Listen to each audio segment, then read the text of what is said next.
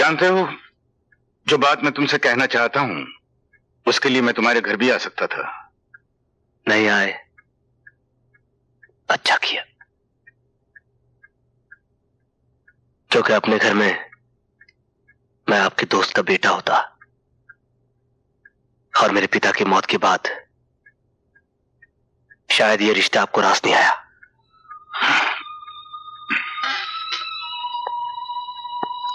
इंसान का रिश्ता एक इंसान से कभी नहीं टूटता बेटे, पर हां, जब इंसान रिश्ते तोड़कर कानून तोड़ने निकल पड़ता है तो पुलिस कमिश्नर का रिश्ता सिर्फ कानून से रहता है, इंसान से नहीं। तो कानून तोड़ने के जुर्म में मुझे जेल की सलाखों के पीछे क्यों नहीं ढकेल दिया? मुझे कानून वाले के सामने क्यों खड़ा किया गया? इसलिए बेटे कि तुम्हें आखिरी मर्तबा नसीहत दे सकूं। जिस रास्ते पर तुम्हारे पांव चल रहे हैं उसका एक कदम जेल की कोठरी में होता है।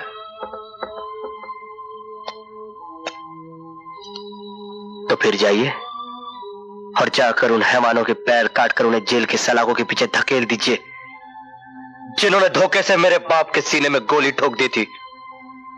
और अगर ऐसा आपसे नहीं होता तो जाइए जाकर उन सबूतों को इकट्ठा कीजिए जिसकी बिना पर आप मुझे जेल की सलाखों के पीछे धकेल सके। मगर मेरी एक बात याद रखिएगा कमिश्नर साहब, जब तक आप और आपका कानून सिर्फ सबूत इकट्ठा करेगा तब तक मैं अपने दुश्मनों का सर काटकर इस धरती का बोझ हल्का कर दूंगा। एक बात सुनते जाओ बेटे,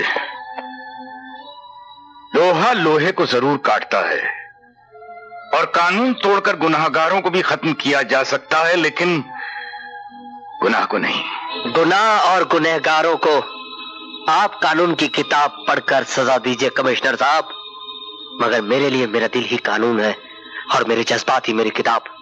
जो भी इसके खिलाफ जाएगा मैं उसे मिटा कर रख दूंगा। Hello Mrs Singh. हेलो, कैसे हैं बच्चे? बस दुआ है आपकी। कोर्ट जा रहे हैं?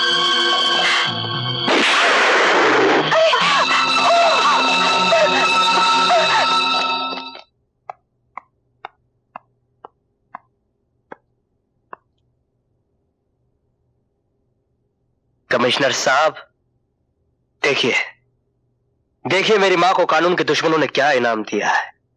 आप तो कानून के रखवाले हैं ना। कानून ने आपके हाथों में इतनी ताकत दी है, अगर इतना बड़ा ओहदा पाने के बाद भी आप उन मुजरिमों का बाल बाका नहीं कर सकते, अगर आप उन गद्दारों के खिलाफ कुछ नहीं कर सकते, तब फूंक डालिए इस कानून को, आग लगा दीजिए इस ओहदे को। बेटे, ये जो औरत यहां जख्मी पड़ी है वो सिर्फ तुम्हारी मां ही नहीं, मेरे दोस्त की पत्नी भी है, और इस तरीके से मेरा भी कोई रिश्ता बनता है। इसका जितना दुख तुम्हें है उतना मुझे भी है। मैं जानती हूँ, कानून के अपने दायरे हैं, कानून की अपनी उलझने हैं। बेटा संजय, बोलो मां। गुस्सा करने से तेरी मां ठीक तो नहीं हो जाएगी। और सुन, उस समय कहीं तूने गलत कदम उठा लिया तो तेरा ही नुकसान होगा।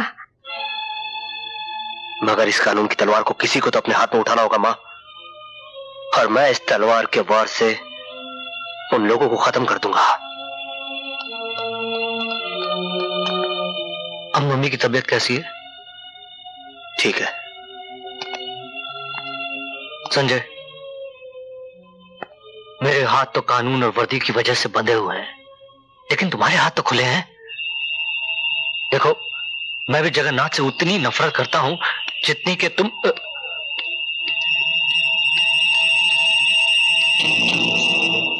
जानते हो, तुम्हारे पिताजी की मौत के बाद सारा पुलिस डिपार्टमेंट उससे नफरत करता है।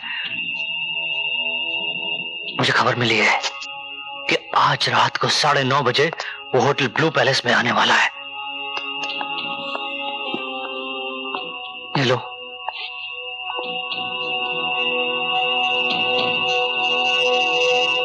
काट दो सारी की सारी गोलियां उसके सीने में। शायद एक ऑनेस्ट ऑफिसर के लिए मेरी तरफ से यही श्रद्धांजलि है और तुम्हारी तरफ से आहुति। All the best.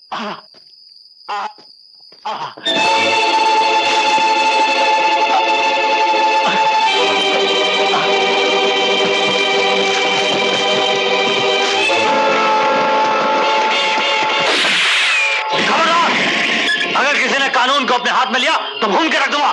विजय हटो, विजय चलो, विजय। Hands up Sanjay.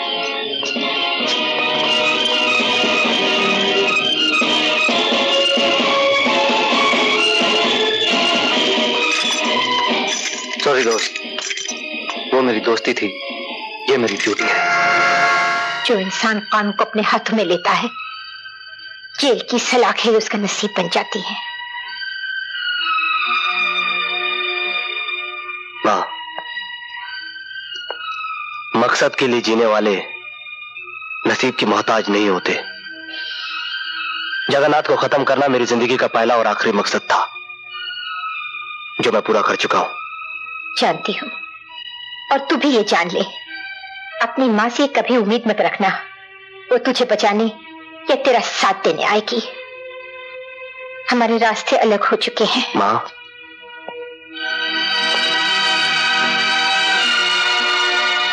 मालूम है,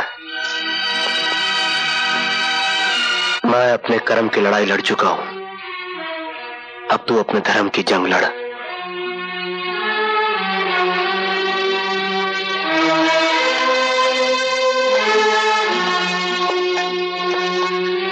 माँ जी, मैं जानती हूँ माँ ने ही एक पब्लिक प्रोसिक्यूटर अदालत के फैसले से पहले अपना फैसला अपने बेटे को सुनाकर आ रही है, लेकिन मेरा विश्वास कीजिए, संजय बेकसूर है। हर प्यार करने वाला अपनों के लिए यही सोचता है। मैं सोच नहीं रही हूँ, मुझे विश्वास है, और अगर मेरा प्यार सच्चा है तो मैं इस विश्वास को हकीकत में बदल दूंगी।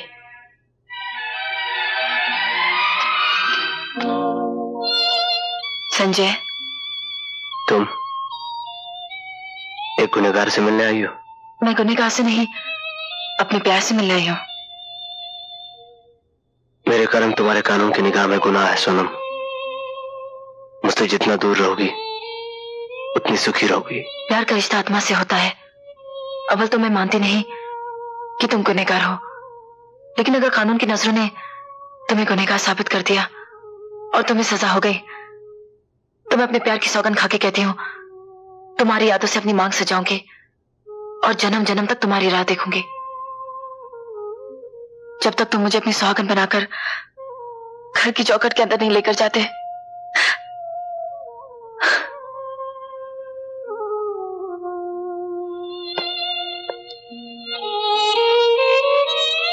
कानून की तरह प्यार भी अंधा ही होता है। सिर्फ फर्क इतना है, एक की सजा इंसान यहां काटता है और दूसरे की जन्म जन्म तक। मुन्ना ठाकुर, तुम पकड़े जाओगे, जेल जाओगे और संजय का खात्मा करोगे। इतना बड़ा काम सेठ?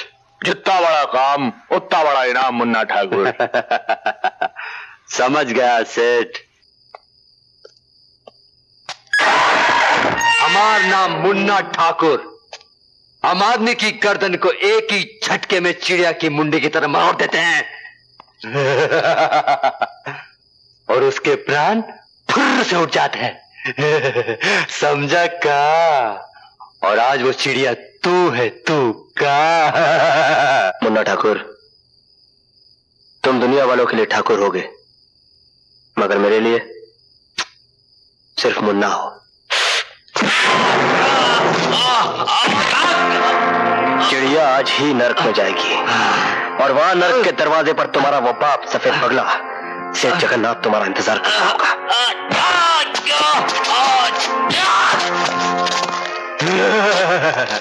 जगन्नाथ नरक में नहीं, यही तुम्हारी लाश देखने के लिए जिंदा है का?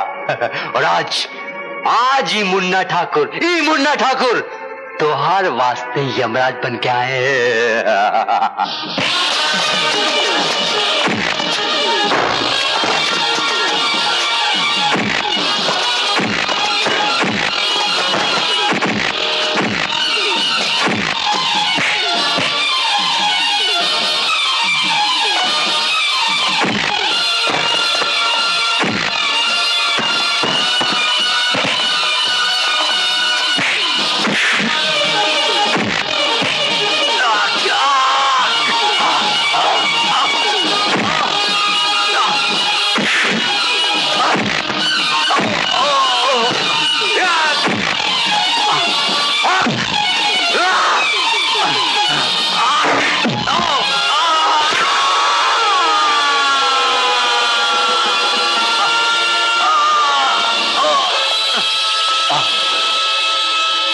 जा मुन्ने नर्क पे और वहां पर इंतजार करना अपने सेठ जगन्नाथ का।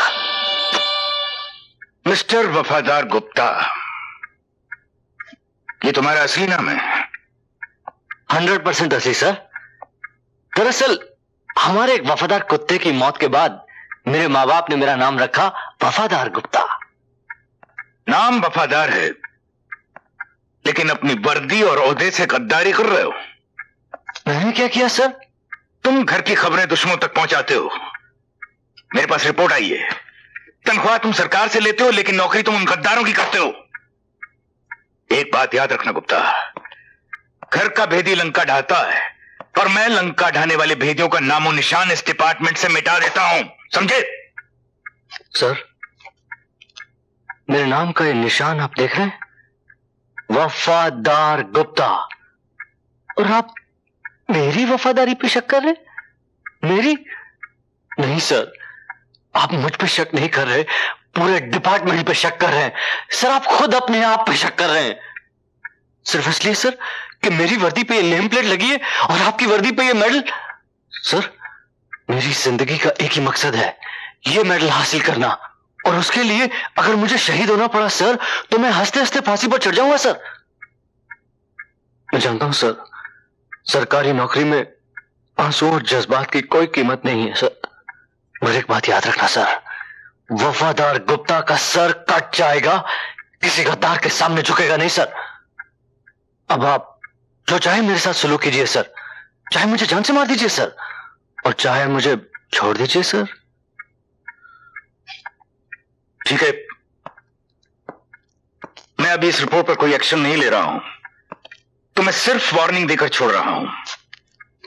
पर एक बात याद रखना गुप्ता, सरकार वफादारी के लिए वफादारों को मेडल देती है, और मैं गद्दारी के लिए गद्दारों को गोली मार देता हूं, समझे?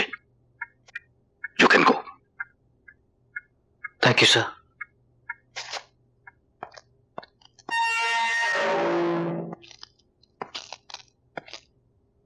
संजय, मैं तुम्हें रिहा करने आया हूं। इस मेहरबानी की वजह?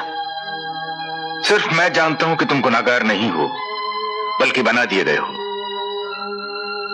मैं अपनी जिम्मेदारी पर तुम्हें छोड़ रहा हूं, ताकि बाहर जाकर तुम अपने आप को बेगुनाह साबित कर सको और असली गुनाहगारों को सजा दिलवा सको।